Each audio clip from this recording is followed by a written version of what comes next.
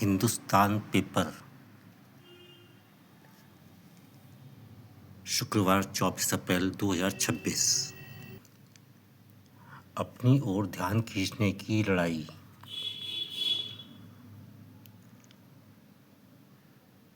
हमारे देश के लोगों को किसी विदेशी संकट की पहली खबर के लिए अब साउथ ब्लॉक से जारी होने वाली प्रेस विज्ञप्ति का इंतजार करना पड़ता, क्योंकि सोशल मीडिया पर आए वीडियो से उन्हें यह फौरन मिल जाती है। जब तक सरकार संकट की व्याख्या करती है, तब तक लोग उसे आत्मसात कर चुके होते हैं। पश्चिम एशिया की जंग केवल जमीन, आकाश और समुद्र में ही नहीं लड़ी जा रही है, बल्कि यह लोगों के मन में सबसे पहले अपने पक्ष की धारणा को उतारने को लेकर भी लड़ी जा रही है। यह सबसे पहले अपनी ओर ध्यान खींचने की लड़ाई है, जो स्मार्टफोन स्क्रीन से शुरू होती है। जो पक्ष इस पर कब्जा कर लेता है, वह आगे बहुत सी चीज़ों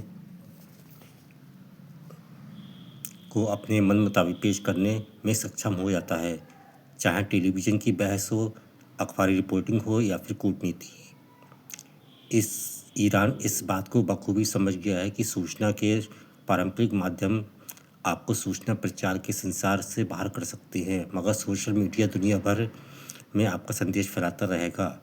इस पक्ष की अहमियत को समझते हुए ईरान केवल आधिकारिक बयानों या वैचारिक बयानबाजी तक सीमित नहीं रहा, बल्कि उसने मीम्स, छोटे वीडियो, AI जनित दृश्यों, अंग्रेजी हास्य, नागरिकों की पीड़ादायक तस्वीरों के साथ संप्रभुता तथा प्रतिरोध की भाषा का भी इस्तेमाल किया। तेहरान ने सोशल मीडिया पर अलग अलग दर्शकों के हिसाब से मैसेज तैयार किए। ग्लोबल साउथ के लोगों के सामने उसने खुद को पीड़ित देश के रूप में पेश किया। अरब मुल्कों को जनता के एक हिस्से के सामने उसने खुद को पश्चिम विरोधी प्रतिरोध के प्रतीक के रूप में प्रस्तुत किया।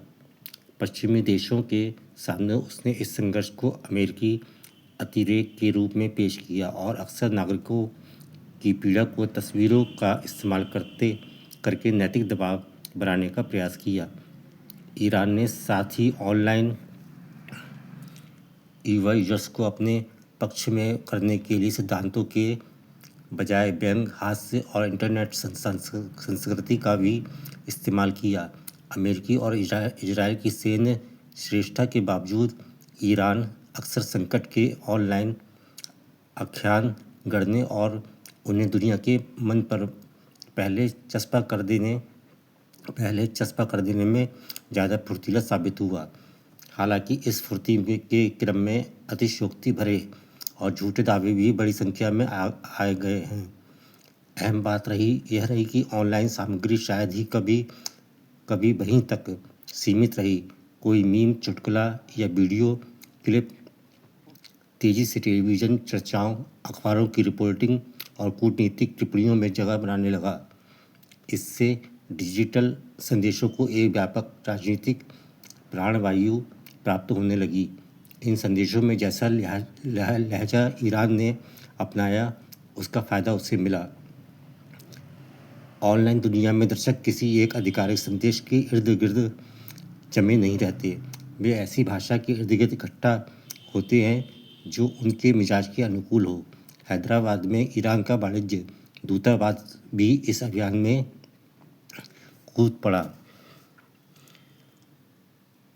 उसने एक्स पर लिखा, हॉर्मुज़ जलसमृद्ध कोई सोशल मीडिया नहीं है जहां कोई आपको ब्लॉक कर दे तो आप पलटकर उसे ब्लॉक नहीं कर सकते।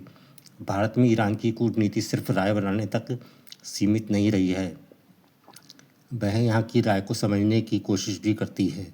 भारत में ईरान के आधिकारिक एक्स अकाउंट ने भारतीय यूजर्स के बीच इस्लामिक गणराज्य की सार्वजनिक कूटनीति पर एक जनमत सर्वेक्षण कराया। यह विडंबना ही है जो कि देश अपने यहाँ अभिव्यक्ति की आज़ादी नहीं देता, वह विदेशों में लोगों की अभिव्यक्ति पर सर्वेक्षण करा रहा है। इस मोर्चे पर अमेरिका और इजराइल अक्सर कम तत्पर दिखे। इजराइल का मैसेज अक्सर संस्थागत सुरक्षा केंद्रित और प्रतिक्रियात्मक रहा। अमेरिकी पैगाम बहुत व्यापक रहे, लेकिन उसका लहजा इस युद्ध की मांग के अनुकूल नहीं था। इन परिस्थितियों के मद्देनज़र भारत को अध्ययन करना चाहिए कि मौजूदा संकट के दौरान इन लोगों को सोच को ऑनलाइन कैसे प्रभावित किया, क्योंकि भविष्य में हर बाहरी संकट का मुकाबला सार्वजनिक तौर पर इसी तरह किया जाएगा। भारत का मूल्यांकन सिर्फ इसी बात से नहीं होगा कि वह क्या करता है, बल्कि इस बात से भी होगा कि वह जो कर रहा है उसे कितनी तेज़ी और स्पष्टता से समझा पा रहा है। अब कोई भी विदेशी संकट तेज़ी से घरेलू राजनीति, बाजारों, प्रवासी भारतीयों की चिंता और सामाजिक तनाव में व्याप्त हो जाता है, क्योंकि कोई भी भ्रामक क्लिप किसी भी आधिकारिक स्पष्टीकरण के आने से पहले किसी भारतीय परिवार के ग्रुप में पहुंच सकती है। ऑपरेशन सिंदूर से भी इसी तरह का एक सबक मिला। किसी भी संकट के समय सिर्फ कार्रवाई करना ही काफ़ी नहीं होता है, बल्कि सरकार को यह भी समझना पड़ता है कि उसने क्या किया और क्यों किया है। यह स्पष्टीकरण तेज़ी से आना चाहिए। सच ज़रूरी होता है, लेकिन जो सच अफवाहों से पीछे रह जाए वह अक्सर हार जाता है। किसी संकट के समय कोच्चि या पटना में बैठे माता पिता बस ये जानना चाहते हैं कि हवाई अड्डा खुला है, उनका बच्चा सुरक्षित है और क्या वहाँ से निकलने के रास्ते में है। ऐसी स्थितियों की काउंसलिंग, कूटनीति व लोगों से बातचीत सब एक ही काम बन जाते हैं। भविष्य में विदेशों में मौजूद भारतीय दूतावासों को भी कूटनीति से कहीं बढ़कर काम करना होगा।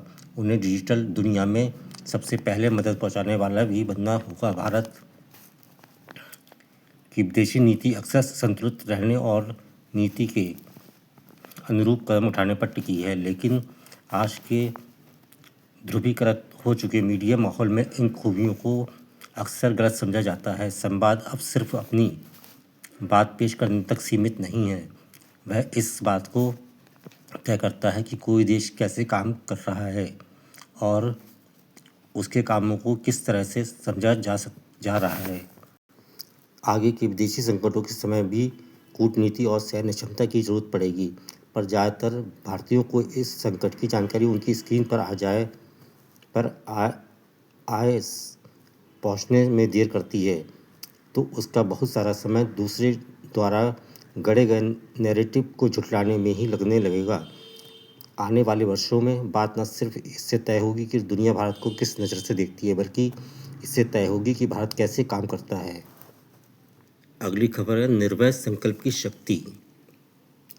जर्मनी के ऑटो लिलियता नामक वैज्ञानिक इस बात को स्वीकार करने के तैयार नहीं हुए कि आदमी उड़ नहीं सकता। उन्होंने पहल उड़ने वाले यंत्र को रूप दिया। इस खुशी को उन्होंने देशवासियों के साथ बांटना चाहा। इसके लिए एक दिन निश्चित किया गया। ऑटो लिलियता ने वादा किया कि उस दिन वह सबके सामने उड़कर दिखाएंगे। जर्मनी के गिरजाघरों के पादरी लोग इस बात से आग बबूला हो गए। उन्होंने ऑटो लिलियता की खोज का कड़ा विरोध करते हुए कहा, केवल देवता और उनके देवदूत ही आकाश में उड़ सकते हैं। आदमी का उड़ना ईश्वर के विरुद्ध कार्य है।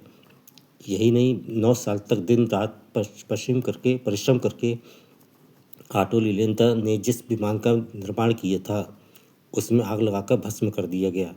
दुनिया के इतिहास में कई धर्मगुरुओं ने कई अवसरों पर इसी तरह का डर दिखाया है, क्योंकि वे जानते थे कि ईश्वर के प्रतिनिधि के रूप में खुद को दिखाने का उनका व्यापार ठप हो जाएगा। दोबारा एक विमान के निर्माण में उन्हें 4 साल लगे, लेकिन तब तक राइट बंधुओं द्वारा निर्मित विमान आसमान में उड़कर इतिहास बना चुका था। क्या आदमी उड़ भी सकता है? यदि अपने मन में अविश्वास, डर और संदेह ही पालते रहते तो क्या ऑटो लिलियता या राइट बंधु कभी विमान का आविष्कार कर सकते थे? आज टिकट लेकर चंद घंटों में पृथ्वी के एक हिस्से से दूसरे भूभाग में पहुंचने का अवसर आपको मिल जाता है। क्या आप उठकर चल सकते हैं? इस सवाल के जवाब में आप तपाक से कहेंगे, हाँ चल सकते हैं। क्या आप हवा में उड़ सकते हैं? भय कहेंगे नहीं। आपके इन दोनों जवाब को निर्णय करने वाला तत्व आपका पूर्व अनुभव है ना। एक अभिलाषा कल पूरी नहीं हुई तो वह कभी भी पूर्ण नहीं होगी। यह किस आधार पर निर्णय कर सकते हैं? अमेरिका में हो रही घटनाओं को उसी क्षण देखने की इच्छा किसी के मन में कभी उठी होगी तो वह तब पूरी नहीं हुई हो। बाद में किसी और ने वैसी तीव्र इच्छा की तो टेलीविज़न मिला। पुराणों में आपने पढ़ा होगा, कोई असुर ईश्वर के प्रति कठिन तपस्या करता है तो उसकी तपस्या भंग करने के लिए देवगण बहुत प्रयास करते हैं।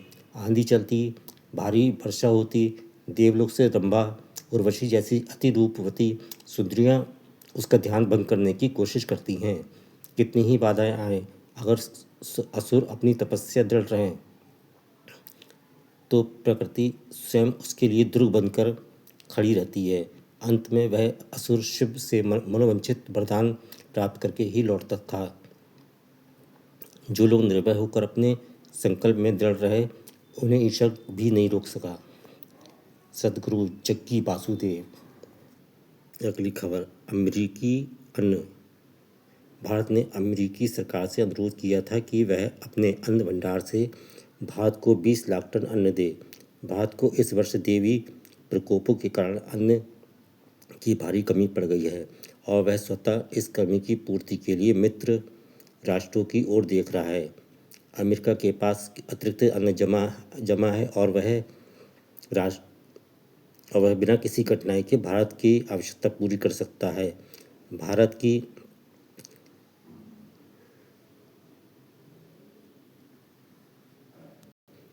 की कठिनाई यह है कि वह वांछित अन्न का मूल्य नकद देने की स्थिति में अपने को नहीं पा रहा है। इसलिए उसने अमेरिका से यह रियायत चाही थी कि वह अन्न का मूल्य एक अवधि के भीतर थोड़ा थोड़ा करके वसूल कर ले। भारत को अमेरिका से अन्न के लिए अनुरोध किए कई महीने गुजर चुके हैं और अन्न के अभाव में देश को कुछ भागों, खासकर बिहार और मद्रास राज्यों को तीव्र संकट का सामना करना पड़ रहा है। किंतु अभी तक अमेरिका में कायदे की खाना पूरी नहीं हो सकी और यह नहीं कहा जा सकता कि अमेरिकी अन्न भारत के लिए कब से रवाना होने लगेगा। यह स्वीकार करना होगा कि भारत की इस मांग के प्रति अमेरिकी सरकार का रवैया काफ़ी सहानुभूतिपूर्ण है। यद्यपि भारत ने अमेरिकी अन्न की कीमत चुकाने की अपनी तैयारी प्रकट की थी, किंतु अमेरिकी शासन की ओर से राष्ट्रपति ट्रम्प ने अमेरिकी कांग्रेस से सिफारिश की कि अमेरिका को 20 लाख टन अनाज भारत को उपहार स्वरूप दे देना चाहिए। श्री ट्रम्प की इस सिफारिश के साथ कुछ शर्तें भी लगी हुई थीं। यह चाहा गया था कि अमेरिकी अन्न की बिक्री से जो रुपये मिले वह सब एक विशेष कोष में जमा किए जाए और उसे आर्थिक विकास की योजनाओं में खर्च किया जाए। भारतीय नेताओं और समाचार पत्रों ने अमेरिकी की इस सद्भावना के लिए हार्दिक कृतज्ञता प्रदर्शित की थी। भारत अपनी स्वतंत्र विदेशी नीति पर चल रहा है। कोरिया के मामले में संयुक्त राष्ट्र संघ के उसके प्रतिनिधि ने अमेरिकी प्रस्ताव से असहमति भी प्रकट की थी। इस मतभेद के बावजूद जब अमेरिकी शासन ने भारत के प्रति सद्भावना और मित्रता का हाथ आगे बढ़ाया और 20 लाख टन अन्न उपहार स्वरूप देने को तैयार हुआ तो भारत उसके लिए कृतज्ञ ही हो सकता था। अगली खबर है, महीने भर में होने लगा बालेन सरकार से मोहभंग। पुष्परंजन, वरिष्ठ पत्रकार। सत्ता के अंत पूर्व में जब आग लगी हो तब समझदार नेता जनता का ध्यान बांटने के वास्ते कुछ ऐसे कारनामे कर जाते हैं कि बहस की दिशा दूसरी तरफ मुड़ जाती है। नेपाल में भी यही हुआ। जनता हैरान है कि अचानक नेपाली 100 रुपये से अधिक के भारतीय माल पर 5 से 80% तक भंसार शुल्क वसूलने का फितूर क्यों सवार हुआ। शासन की तरफ से तर्क दिया गया कि भारतीय सामानों की खरीदारी से हमारी अर्थव्यवस्था चौपट हो रही थी। यह खरीदार सुदूर पहाड़ के लोग नहीं थे, रोज़मर्रा की ज़रूरतों वाले तराई लोग थे। तराई वालों को इससे भी अधिक जोर का झटका सड़क चौड़ीकरण के नाम पर दिया गया। बीच सड़क से 25 मीटर दाएं और 25 मीटर बाएं रास्ता साफ करने का आदेश हुआ। 48 घंटे के भीतर देखते देखते जेबीसी मशीनों ने तराई के प्रमुख नगरों में को मोहनजोदड़ो हड़प्पा की खुदाई स्थल में बदल दिया। मुनादी हुई, जिनके घर दुकान टूटे हैं, बालेन सरकार उन्हें उसका मुआवजा देगी। इस 100 रुपये के सामान वाले नियम को लागू करने का असर भारत नेपाल सीमा पर स्थित 19 से 20 जिलों में साफ दिख रहा है। लोग कस्टम वाले से लगातार टकराव झेल रहे हैं। मधेश और सीमावर्ती इलाकों के निवासियों के लिए भारतीय बाजारों तक पहुंच सिर्फ सुविधा की बात नहीं है, बल्कि उनकी आर्थिक सच्चाई का अहम पहलू है। भारतीय व नेपाली बाजार के बीच कीमत का अंतर 20 से लेकर 45% तक होता है। बालेन सरकार की यह नीति ऐसे समय पर आई है जब नेपाल में महंगाई ने घरेलू बजट का संतुलन बिगाड़ डाला। कई कम और मध्यम आय वाले परिवारों के लिए बॉर्डर पर सस्ता सामान खरीदना ही सबसे बड़ा विकल्प था। नेपाली वित्त मंत्रालय ने सूत्रों से कहा कि यह नियम तो वर्षों से था, इसे बहुत कम लागू किया जाता था। नई सरकार बनने के बाद रेवेन्यू लीकेज कंट्रोल कमेटी की 2 अप्रैल को बैठक हुई, जिसमें तय हुआ कि इसे लागू किया जाए। तराई में भारतीय सामानों पर अंकुश और सड़क चौड़ीकरण अभियानों के लिए पुलिस की निगरानी गृह मंत्री सुदन गुरुंग कर रहे थे। लोगों को इसका अंदाज़ा नहीं था कि गुरुंग के इस्तीफे को लेकर सत्ता के अंतःपुर में खुखरियाँ तनी हुई हैं। वालेन लामिछीने की जोड़ी ने अपने दागी मंत्री दीपक साह से तो छुटकारा पा लिया था, पर दीपक साह बागी हो गए थे। वह सत्तारूढ़ राष्ट्रीय स्वतंत्र पार्टी आरएसपी के उस समूह से जुड़ चुके थे जो सुदन गुरुंग के तौर तरीकों से नाखुश था। गुरुंग सत्ता के शीर्ष पर विराजे नेताओं की वह कमजोर कड़ी थे, जिसे पार्टी नेताओं ने ही दबाना शुरू कर दिया। गुरुंग के पास कई 100 करोड़ रुपए किस स्रोत से आए, इसका जवाब जांच एजेंसियों को अभी तक नहीं मिला है। नेपाल को राजस्व की चिंता, लेकिन इसके लिए वह भारतीय उद्योग व्यापार को कैसे चौपट कर रहा है, ठीक से देखें तो हैरान रह जाएंगे। ईरान युद्ध के दौर में भारत नेपाल को पेट्रोलियम उत्पादों, डीजल, पेट्रोल, गैस, एलपीजी और एटीएफ की कोई कमी नहीं होने दी।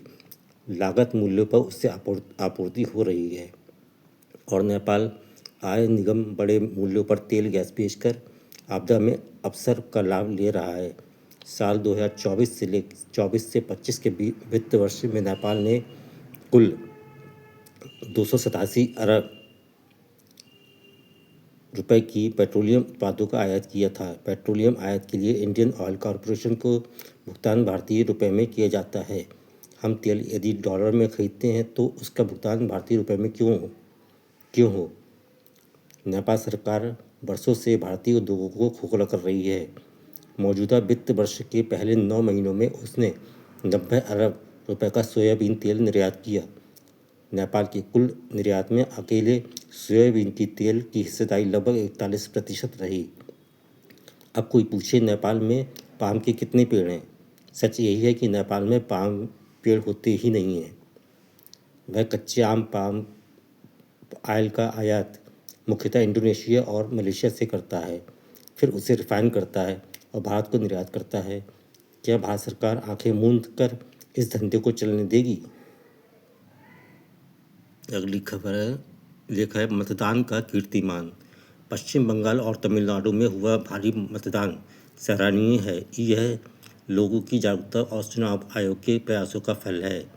इतनी बड़ी संख्या में लोग मतदान के लिए उमड़ आए।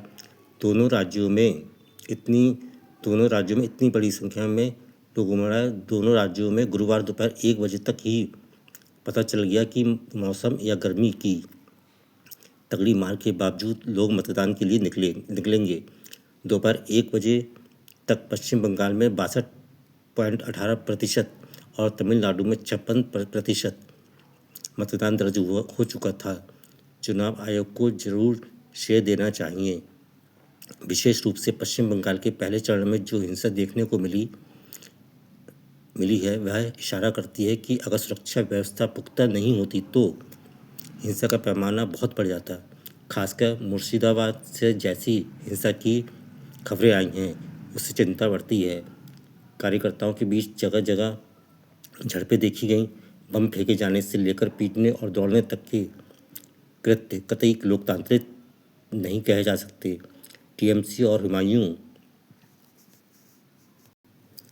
कबीर की एजेयूपी के कार्यकर्ताओं के बीच झड़प खासतौर पर निंदनीय है। मुर्शिदाबाद जिले के नौदा में हुए विस्फोट को हल्के में नहीं लेना चाहिए। दोषियों के खिलाफ कड़ी कार्रवाई से ही नजीर स्थापित होगी। मुर्शिदाबाद के अलावा कुमारगंज में भाजपा उम्मीदवार शुभेंदु सरकार पर कथित हमले से भी माहौल तनावपूर्ण हो गया था। भाजपा ने इस हमले के लिए सत्तारूढ़ टीएमसी कार्यकर्ताओं को जिम्मेदार ठहराया है। पश्चिम बंगाल के लिए यह सोचने की बात है कि आखिर वहाँ ऐसी राजनीतिक हिंसा क्यों होती है। वहाँ राजनीतिक कार्यकर्ताओं में लोकतांत्रिक सरकार की इतनी कमी क्यों। पश्चिम बंगाल आज भी एक ऐसा राज्य है जहाँ बड़े पैमाने पर सुरक्षा इंतजाम करने पड़ते हैं। बिहार, उत्तर प्रदेश और अन्य राज्यों में मतदान लगातार शांतिपूर्ण होता जा रहा है, पर बंगाल में हुई हिंसा साफ संकेत है कि राजनीतिक कार्यकर्ता हिंसा या झड़प के लिए पहले से तैयार थे। अब वहाँ अगले चरण के मतदान के दिन विशेष रूप से सचेत रहने की जरूरत है। वहाँ तृणमूल कांग्रेस और भाजपा के मुख्य मुकाबला है। जाहिर है तृणमूल सत्ता को अपने पास रखना चाहती है तो भाजपा उस पर कब्जा करने को आतुर है। एक आशंका यह भी है कि मतदान और मतगणना के बाद भी वहाँ हिंसा होगी। सुरक्षा बलों को इन आशंकाओं के मद्देनज़र मुस्तैद रहना होगा। यह पुरानी धारणा है कि पश्चिम बंगाल में जो भी सत्ता में रहता है वह अराजक तत्वों को संरक्षण देता है। पहले ऐसे तत्व वाम दलों के साथ बताए जाते थे। आखिर वहाँ की हिंसक राजनीति का समाधान क्या है। सभी प्रमुख पार्टियों को सोचना चाहिए कि बंगाल में चुनावी हिंसा का पटाक्षेप कैसे किया जाए। बहरहाल पश्चिम बंगाल जैसे राज्य को तमिलनाडु से सीखना चाहिए, जहाँ एक ही चरण में शांतिपूर्ण मतदान संपन्न हुआ। वहाँ सुरक्षा बलों को कोई खास मशक्कत नहीं करनी पड़ी। वहाँ पुलिस को लाठी उठाने की ज़रूरत नहीं पड़ी है। वहाँ ना कहीं बम फोड़कर दहशत फैलाने की कोशिश हुई है। यह कहना ही चाहिए कि तमिलनाडु की राजनीतिक अपेक्षाकृत सभ्य है। यहाँ सत्तारूढ़ द्रमुक और विपक्षी अन्य द्रमुक के बीच मुख्य मुकाबला है। वहाँ कांग्रेस अगर फिर द्रमुक के साथ है तो भाजपा अन्य द्रमुक के साथ है। यहाँ भाजपा को कुछ सीटें भी मिल गईं तो उसके लिए बड़ी सफलता होगी, जबकि पश्चिम बंगाल में वह जीतने और सरकार बनाने के इरादे से उतरी है। बहरहाल जनता ने जन आदेश किससे दिया है इसका पता तो 4 मई को चलेगा। अगली खबर, भारत ने आतंकवाद पर पाक को घेरा। नई दिल्ली, विशेष संवाददाता। पहलगाम आतंकी हमले पर पाकिस्तान की करतूतों को दुनिया के सामने बेनकाब करने के लिए भारत लगातार सक्रिय है। इसी सिलसिले में भारत ने आतंकी हमलों के बरसी पर वाशिंगटन में एक प्रदर्शनी का आयोजन कर पाकिस्तान को घेरा। विदेश मंत्रालय ने शुक्रवार को एक बयान जारी कर कहा कि 22 अप्रैल को कैनन हाउस ऑफिस बिल्डिंग के कैनन कॉकस रूम में आतंकवाद की इंसानी कीमत पर एक स्पेशल एग्जीबिशन होस्ट की। यह प्रदर्शनी जम्मू कश्मीर के पहलगाम में हुए क्रूर आतंकी हमले की पहली बरसी पर लगाई गई, जिसमें 26 बेगुनाह नागरिकों की जान चली गई थी, जिसका असर आज भी महसूस किया जाता है। यह प्रदर्शनी कैपिटल हिल पर दूतावास द्वारा होस्ट किए गए सबसे बड़े समारोह में से एक थी। कार्यक्रम में कांग्रेस के 19 सदस्य सहित विभिन्न क्षेत्रों की हस्तियों ने हिस्सा लिया। ईरानी संसद के अध्यक्ष गालिब बोले, युद्ध विराम के उल्लंघन के बीच जलडमरुद्द से आवाजाही संभव नहीं, नाकाबंदी तक हॉर्मुज नहीं खुलेगा। ईरान ने गुरुवार को कहा कि जब तक अमेरिका उसके बंदरगाहों की नाकेबंदी जारी रखेगा, वह हॉर्मुज जलमार्ग को नहीं खोलेगा। ईरानी संसद के अध्यक्ष मोहम्मद बागेर गालिबफ ने कहा कि पूर्ण युद्ध विराम का अर्थ तभी है जब नौसैनिक नाकेबंदी के मध्य से इसका उल्लंघन न किया जाए। युद्ध विराम के खुले उल्लंघन के बीच हॉर्मुज जलडमरुद्द को फिर से खोलना संभव नहीं है। गालिबफ ने इस्लामाबाद में वार्ता के पहले दौर में तेहरान के प्रतिनिधिमंडल का नेतृत्व किया था। युद्ध विराम पर हावी रहा है नाकेबंदी का मुद्दा। हॉर्मुज की नाकेबंदी मध्य पूर्व में युद्ध विराम पर हावी रहा। हालांकि युद्ध विराम शुरू होने के बाद से क्षेत्र में हमले ज़्यादातर रुक गए हैं, लेकिन इस महत्वपूर्ण व्यापारिक मार्ग पर दबाव में कोई कमी नहीं आई है। दोनों पक्ष एक दूसरे को झुकने पर मजबूर करने के लिए अपने आर्थिक प्रभाव का इस्तेमाल कर रहे हैं। गुरुवार को तेल की कीमतों में 4% का उछाल आया, क्योंकि दोनों प्रतिद्वंदी नए दौर की बातचीत के करीब नहीं दिख रहे थे। ट्रंप ने न्यूयॉर्क पोस्ट को बताया कि वार्ता 2 से 3 दिनों के भीतर पाकिस्तान में फिर से शुरू हो सकती है।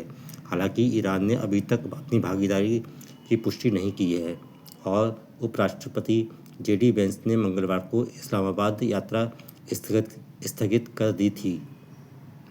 ईरान ने पोत जब्त किए। ईरान की रिवोल्यूशनरी गार्ड्स ने कहा कि उन्होंने हॉर्मुज जलडमरुद्द से 2 पोतों की ईरानी तट की ओर मोड़ने के लिए मजबूर किया। गार्ड्स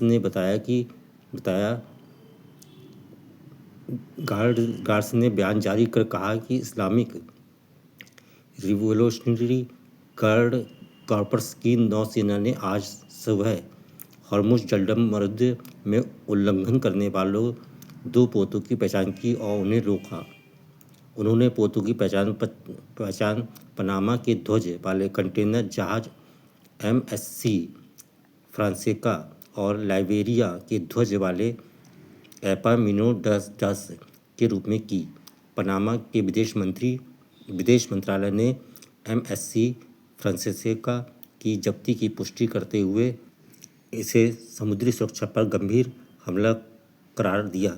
ब्रिटेन स्थित समुद्री सुरक्षा निगरानी संस्थाओं ने पुष्टि की कि 3 वाणिज्यिक पोतों ने जलडमरुद्द में गन बोट्स से जुड़ी घटनाओं की सूचना दी है।